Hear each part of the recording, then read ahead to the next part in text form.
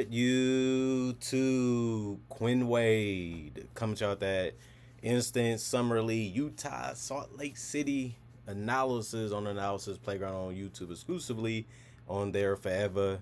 And we're gonna talk about how them Hawks was getting beat by the Thunder, but they ended up winning it 82-77. Thunder go to 0-2 in Salt Lake City, and the Hawks go to 1-1. Thunder won the first quarter 26-11. They lost that second quarter 25-17, and then it really turned bad for them. 25-15, the Hawks beat them again in the third.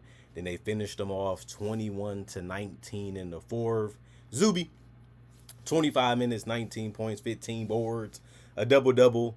Understood how to get open, understood how to finish for the most part. Had some troubles here and there, but you have to like the fact that he played hard and did the best he could.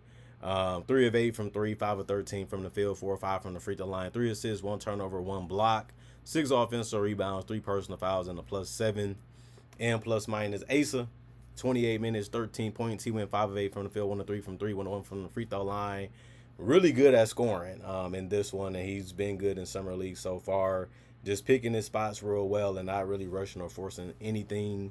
7 rebounds, 3 assists, 2 turnovers, 1 steal, 1 block, 1 offensive rebound, 2 personal fouls, and a +25 in plus minus. Gabe Madsen, 23 minutes. He ended up missing some shots. They was open. 2 of 8 though from 3. Finished 2 of 10 from the field with 6 points. You really want him to do a lot better, but the jump shot wasn't there. The touch wasn't there, and that was just a rough night for him.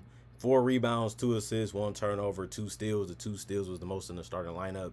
He also had 3 personal fouls, 1 offensive rebound with a +5 and plus minus. Kingston Flemings, he took some blows. Both teams had some silly fouls and some unnecessary things that they was doing and some bad passes. But Kingston was trying to run offense to the best of his ability. You can tell that he's still kind of raw and still kind of learning. But he is young. He's a rookie. 12 points. He went 4 of 10 from the field, 0 of 2 from 3, 2 of 3 from the free throw line. Tried to get to the basket a little bit more. Still relied a lot on that jump shot. I mean, it's hit or miss still. 2 rebounds, 5 assists, 1 turnover, 1 steal, 3 blocks. You surprised that the smallest guy on the court most of the time would get the most blocks, but it happened in this one. He also had 3 personal fouls, 1 offensive rebound with a +21 and plus minus. I like him. He's fast, he's quick, and he understands what he wants to do. He just got to get better at actually putting it in the basket. You can say that about a lot of people in summer league and in the NBA, especially the ones that come off the bench. Kobe Johnson, 17 minutes. He went 0 of 3 from the field, 0 of 2 from 3. He missed his only free throw. He had 5 rebounds, 1 assist, and 2 turnovers, 1 offensive rebound, 3 personal fouls, and was a +4 and plus minus. He didn't take a lot of shots, so he didn't hurt you too much. He did also turn the ball over, had a couple personal fouls in a small amount of time since he only played 17 minutes, which was the least amount in the starting lineup. But you want him to make shots. You got to make a free throw. You got to make a 3. You got to make something. You can't go scoreless. Henry, 17 minutes, 2 points. He went 1 of 4 from the field. He missed his only 3. He had the most rebounds off the bench with 7. He also came with 3 turnovers. He had 1 offensive rebound, 3 personal fouls, and he finished as a -11 and plus minus. You want more from him. You're happy that he did his job rebounding the ball, but decision making and just not being fast enough on decisions hurted him with the turnovers and the missed shots. Isaac, 19 minutes, 8 points. He made 2 of 5 from 3. That was all his field goals, but he also made a free throw. So he finished for 8 points, 4 rebounds, 1 assist, no turnovers, 1 offensive rebound, no personal fouls, and he's a -6 and plus minus. Devon Higgs, 17 minutes, he had 7 points. He went 3 of 8 from the field, 1 of 3 from the three-point line. He also went 0 of 2 from the free throw line. He did have 1 rebound, 2 assists, and 3 steals. The 3 steals was the most on the team tonight, but he also had 5 personal fouls. I mean, he was getting beat over and over again. Obviously, if you touching, bumping, and doing all that type of stuff, they're calling it even in the NBA, and they've been doing it in summer league for a while now. So he just got caught red-handed a lot. 1 offensive rebound and -2 and plus minus. And if you're going to do stuff like that, it's going to help you not play a lot, and it's going to help you stay off the court, because that does help you win or lose. And it's just worth saying to the people that might want to be a basketball player and make it this far or further. Keyshawn George, 12 minutes, 12 points. That was the highest off the bench. Point-wise, he also was efficient doing it. He went 4 or 5 from the field, made all of his threes, but he did go 1 or 2 from the free throw line and 2 or 2 from 3. So he had an efficient night, had a really, really good night when it came to just taking his time to get open and just being ready to score when he got the ball and just moving it if he didn't. He did have one turnover and a steal. He also got 3 personal fouls. It was a -10 and plus minus. 3 personal fouls is a lot because he only played 12 minutes.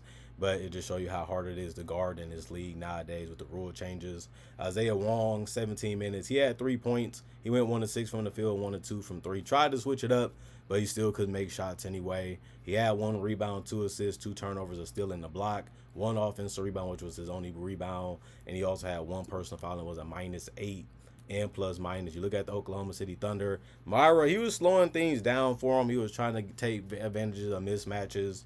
He's just too slow. He's trying to make the moves. He's trying to make decisions when he gets the ball. But he's so big and he's so tall that he has to just be, before he gets the ball, he got to be one step ahead of whoever defended him. He's not going to get a lot of room when he's posting up. They try to do it tonight. Still was not fast and quick enough with his moves, so it was easy to read it. It was easy to stay with him. And then he had 5 turnovers, and a lot of that was because of that. Still got double figures, though. 10 points, 3 of 9 from the field. Went 2 of 4 from the free throw line. He was big and mobile enough to be in the right spots at the right time to be a defensive player for them. That's what he's mainly known for. He only had 1 personal foul in this entire game, but he did have 4 blocks, but 1 assist, and he had 2 offensive rebounds out of the 9. The 9 rebounds was not the most on the team tonight, even though he was the biggest guy out there. He was a +4 and plus minus. Brooks played 28 minutes and he had 13 rebounds. The problem with Brooks was he couldn't make a shot. He went 1 of 8 from the field, missed his only 3. He did go 2 of 2 from the free throw line, but he only had 4 points. If he performed better, they definitely win this game. He took a lot of shots and just couldn't make them. He did have 3 assists, 2 turnovers, 3 offensive rebounds, 1 personal foul. It was a -19 and plus minus. Josh Dix played 17 minutes. He missed his only shot, which was a 3. Didn't take any other than that, so he went scoreless. He had 1 rebound, 2 assists, and a turnover, 3 personal fouls, and that was the end of his night. Ortega, 22 minutes, 4 points. He went 1 of 7 from the field, 1 of 2 from the free throw line. Just too many shots missed as well from him, whether that was near the basket or from jump shot range. He did have 5 rebounds, 1 assist, 1 turnover, and 2 steals, and 2 personal fouls, 1 offensive board, was a -6. Did some other things to make his night look a little better, but you still want him to be able to knock down shots. And you can say the same thing about Bennett.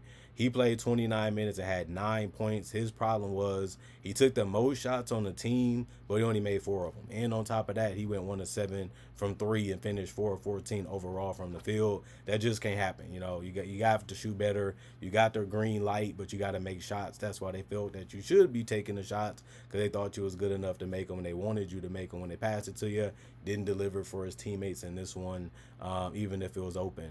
2 rebounds, 3 assists, 3 turnovers, 3 personal fouls, and a -18 and plus minus. Chris Tilly, 17 minutes, 4 points. He went 2 of 6 from the field, 1 rebound, 2 assists, 1 turnover, and a steal. 1 offensive rebound, which was his only rebound. 2 personal fouls, was a -9 and plus minus. Nate Johnson, 7 minutes for him. He went scoreless, no turnovers, 3 personal fouls, and a -3 and plus minus. Peyton Sanford was the hero of the game. He kept him in it because he had 25 points. He helped the starting lineup out because when he went out there, he was able to get some threes and space the floor, and then he knocked them down. 4 of 6 from 3. He also got to the free throw line because he was mixing it up offensively, and then he went 4 of 4 from the free throw line, knocked down a couple mid-ranges, and went 6 of 10 from the field.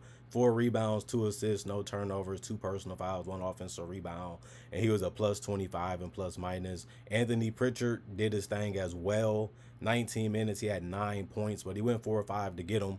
He went 1 of 3 from the free throw line. Make another free throw, you get double figures. And points just didn't happen because he missed the other 2 after making 1. 4 rebounds, 1 assist, 2 turnovers, 1 steal, 1 offensive rebound, 2 personal fouls, and a +17 and plus minus. And then you look at Bryce Thompson, 16 minutes, 12 points, 4 of 9 from the field, 3 of 4 from the free throw line. Just a good game. He did a lot for the team when it came to scoring the basketball and just giving them somebody else that they can trust to put shots in this particular game. We'll see what he does in the future. No turnovers, no personal foul, was a +2 and plus minus. You look at the Hawks, they shot 72 field goals. They only made 38% of them. And then they took 36 threes, made 33% of them. 15 free throws is what they attempted. They only made 60% of them. So that gave the Thunder some chances to still win the game because they took 69 field goals, which was 3 less than the Hawks. They made 36% of them. That's why they lost. They went cold, especially, as those second and third quarters was ending. They started to show where that they couldn't keep it up offensively. And they also went 5 of 15 from 3. That's only 33%, which is about the same amount as the Hawks. And then they took 19 free throws, which was 4 more than the Hawks, and they made 68% of them. Then they had 39 rebounds. The Hawks had 46, and they did have 14 offensive rebounds. The Hawks did to the 9 of the Thunder. 15 assists for the Thunder, 19 for the Hawks. 15 turnovers for the Thunder, 13 for the Hawks. 4 steals for the Thunder, 9 for the Hawks. And then 4 blocks for the Thunder, 6 for the Hawks.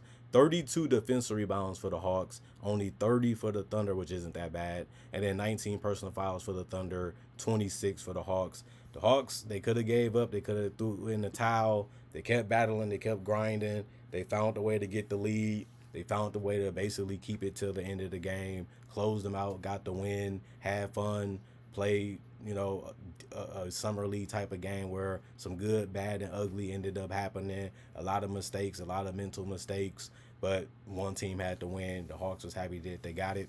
First win for summer league for them. And the Thunder, they had the lead. They was playing real well. Things was going their way. They just couldn't keep up the pace. They just couldn't keep up the shot making. They gave Atlanta an opportunity. They took it. They beat them. Now the Thunder just got to go back to the drawing board and figure it all out again. And then after that, we'll see if they can win their next game. Same with the Hawks. I mean, just because you won, you got to win against a different team, and you got to get it done. So they got to do the same thing in their own way. It's just going to be fun to see what they do, how they play, and how the game goes. Comment, like, subscribe, share. Hit that notification bell to get that analysis when it first come out. Y'all stay blessed up, though. Peace. See y'all later today with more news or more Summer League analysis. Remember, I got y'all on that. Peace for now, hopefully.